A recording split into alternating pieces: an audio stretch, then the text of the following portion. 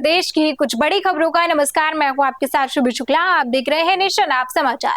झांसी में भाजपा सांसद कंगना रनौत के कथित बयान को लेकर महिला कांग्रेस कार्यकर्ताओं ने विरोध प्रदर्शन शुरू कर दिया है।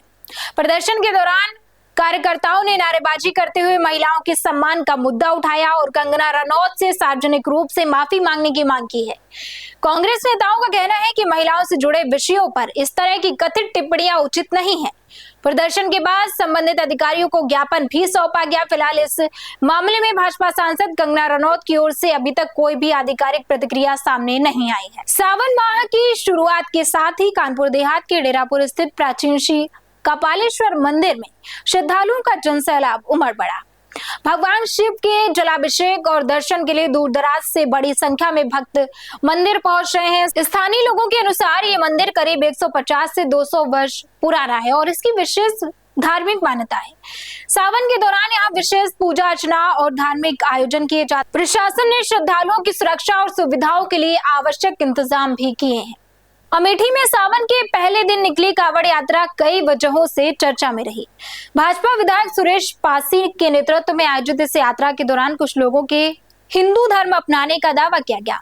कार्यक्रम में बड़ी संख्या में श्रद्धालु शामिल हुए और भगवान शिव का जलाभिषेक किया गया। हालांकि धर्म परिवर्तन से जुड़े दावों की स्वतंत्र पुष्टि अभी तक नहीं हुई है।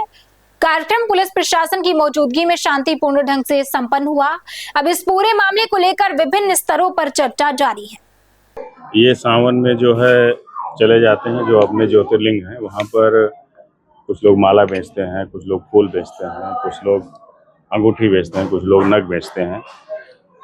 तो इनके यहाँ बीच में क्रिश्चियन वाले लोग संपर्क किए थे तो ये लोग कुछ उधर परिवर्तित हो गए थे, लेकिन अब ये पूर्णतया से जो है अपने पुराने सनातन धर्म में आ गए हैं। आज जिन्होंने 12 किलोमीटर की जो है कांवड़ यात्रा निकाली, आनंदेश्वर मालविका में भोलेनाथ का मंदिर है, वहाँ से लेकर जो है अपने सत्तेश्वर तक 12 किलोमीटर की दूरी है। इन्होंने कांवड़ यात्रा निकाली और ये ताजिया भी रखते थे, चर्च में भी जाते थे, लेकिन अब पुनः सनातन धर्म में, हिंदू धर्म में आ गए हैं। अब इनकी आस्था जो है केवल यहीं से रहेगी। अब इनकी समस्या पता चली जब संपर्क में आए तो इनकी जो समस्या है इसको हम लोग दूर कराएंगे। इनका जात प्रमाण पत्र भी बनेगा, जिनका परिवार राष्ट्र में नाम नहीं उनका नाम भी होगा। SIR में हम लोगों ने कराया है, लगभग अभी 1000 की संख्या में छूटे होंगे, तो उसको भी हम लोग ऑनलाइन कराने जा रहे हैं। बाकी सबका SIR में हो गया है और वोटर लिस्ट में पहले से यहाँ है। ये पंचायत में भी वोट डालते हैं, पार्लियामेंट में भी वोट डालते हैं। अलीगढ़ में एक लेखपाल का कथित रिश्वत लेते हुए वीडियो सोशल मीडिया पर वायरल होने का दावा किया जा रहा है। आरोप है कि भूमि संबंधी रिपोर्ट लगाने के नाम पर रुपए लिए गए। वीडियो सामने आने के बाद मामले को लेकर चर्चाएं तेज हो गई है और जांच की मांग उठ रही है। हालांकि वायरल वीडियो की स्वतंत्र पुष्टि अभी नहीं हुई है और प्रशासन की ओर से भी अभी तक कोई भी आधिकारिक बयान सामने नहीं आया है। जांच के बाद ही पूरे मामले की वास्तविक स्थिति स्पष्ट हो सकेगी।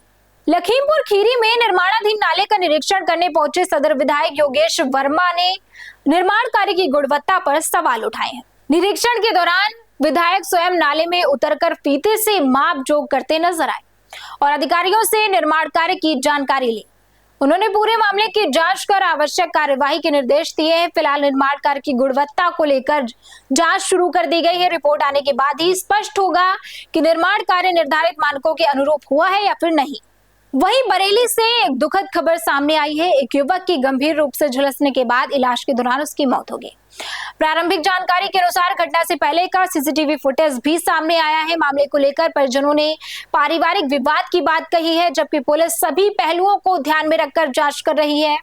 घटना के कारणों का आधिकारिक खुलासा जांच पूरी होने के बाद ही हो सकेगा। फिलहाल पुलिस ने आवश्यक कानूनी कार्यवाही शुरू कर दी है। बांदा पुलिस ने फर्जी दस्तावेजों के जरिए आरोपियों की जमानत कराने वाले एक कथित गिरोह का खुलासा करने का दावा किया है। पुलिस के मुताबिक एक ही खतौनी का इस्तेमाल कर बड़ी संख्या में जमानत कराई गई। मामले में गिरोह के कथित सरगना को गिरफ्तार किया गया है। पुलिस अब इस नेटवर्क से जुड़े अन्य लोगों की भूमिका की भी जांच कर रही है। साथ ही गैंग के खिलाफ आगे की कानूनी कार्यवाही की तैयारी की जा रही है।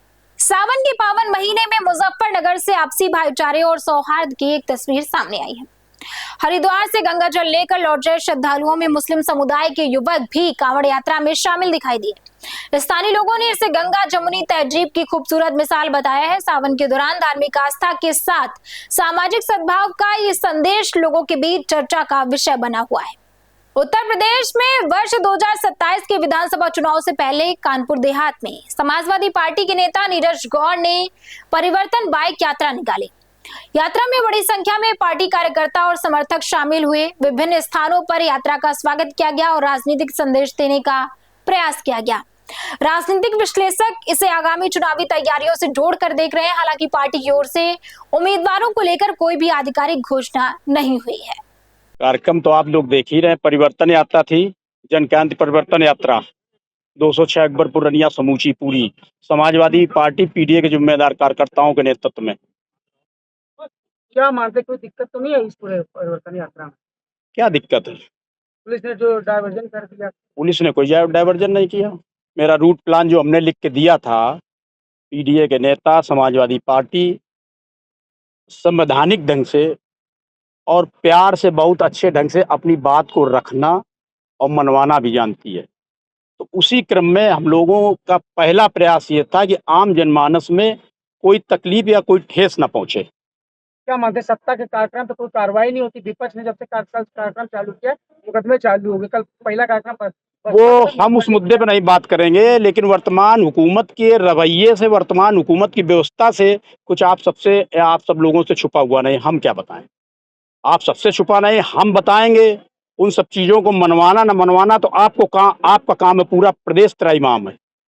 उत्तर प्रदेश में मुख्यमंत्री योगी आदित्यनाथ ने गाजीपुर में आयोजित कार्यक्रम के दौरान समाजवादी पार्टी पर तीखा हमला बोला। मुख्यमंत्री ने कानून व्यवस्था, विकास कार्यों और पूर्व सरकारों की नीतियों को लेकर कई आरोप लगाए। उन्होंने अपनी सरकार की उपलब्धियों और विकास परियोजनाओं का भी उल्लेख किया है। मुख्यमंत्री के इन बयानों को आगामी विधानसभा चुनाव की राजनीतिक रणनीति के तौर पर देखा जा रहा है। हालांकि इन आरोपों पर समाजवादी पार्टी की प्रतिक्रिया सामने आना बाकी है। गाजीपुर ने तब भी उस आतंक के खिलाफ, उस लूट खसोट के खिलाफ, उस समय की उस अराजकता के खिलाफ एक संघनाद का नेतृत्व किया था।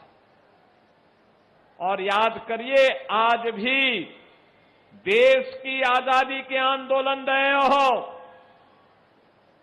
देश स्वतंत्र भारत में भारत की सीमाओं की रक्षा करने की बात आती हो, अगर एशिया का सबसे बड़ा कोई गांव है तो अकेले गहमर में ही 12,000 सैनिक और अधिक सेना अधिकारी अकेले एक ही गांव में निवास करते हैं।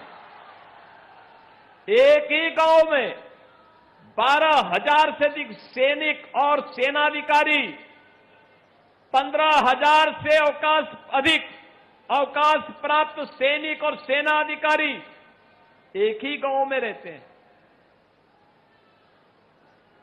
जिन्होंने देश की आजादी की लड़ाई में भी योगदान दिया। और स्वतंत्र भारत में देश की सीमाओं की रक्षा कैसे होनी है, 1948 में कबीलाई हमला हो, 1962, 1965, 1971, 1999 में कारगिल का युद्ध हो, या गत वर्ष ऑपरेशन सिंदूर के दौरान हमारे गाजीपुर के रणबांकुरों ने देश की रक्षा करने के लिए अपने आप में कभी पीछे नहीं हटे। तो ये थी उत्तर प्रदेश की कुछ बड़ी खबरें, और ऐसी खबरों के लिए हमारे साथ जुड़े रहिए और देखते रहिए नेशन ऐप समाचार।